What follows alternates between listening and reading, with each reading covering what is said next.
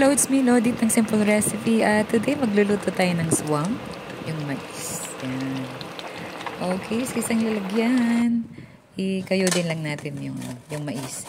Pero pag nakayod na natin, huwag nating itapon muna. Kasi may tira-tira yan.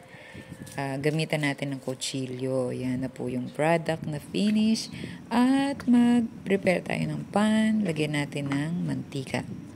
I-add natin yung pork. At lagyan natin ng konting asin para may lasa yung pork. At hintayin natin itong mag-golden brown. At pagkatapos, set aside lang natin siya sa kawali. Huwag na natin siyang alisin. At mag-isa tayo ng bawang.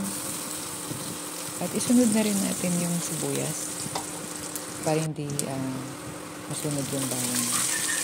At ngayon, ibagdag natin yung 1 tablespoon of bagoong alamang. Haluin lang natin, then mix na natin yung bagoy na na-fried natin kanina. At pagkatapos yan, ilagay natin yung kinayod natin na corn. Pero, doon sila lagyan ha. Maglagay tayo ng tubig doon kasi yung lasa ng mais nandun. Then, add pa tayo ng 2 glass of water para medyo madami-dami yung sabaw. And then, mix lang natin siya. Hayaan natin kumulo. At kapag kumulo na siya, haluin natin. Ayan, nag-i-sticky na yung sabaw. Yung purpose nung pagkayod ng mais, para yung sabaw niya malapot. Kaysa hihiwain mo lang yung mais ng kutsilyo. Kayudin natin. Okay.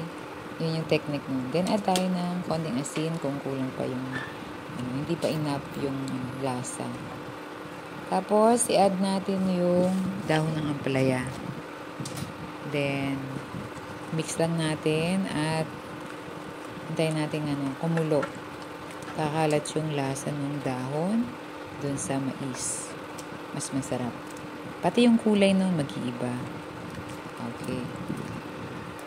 Kaya try nyo to. Napakasarap, napakasimple lang at napaka-affordable. Okay, almost done na. Ayan na po. Napakasarap. Pwedeng-pwede sa tag-ulan. Salamat sa panonood. Ingat po tayo lagi. God bless you all.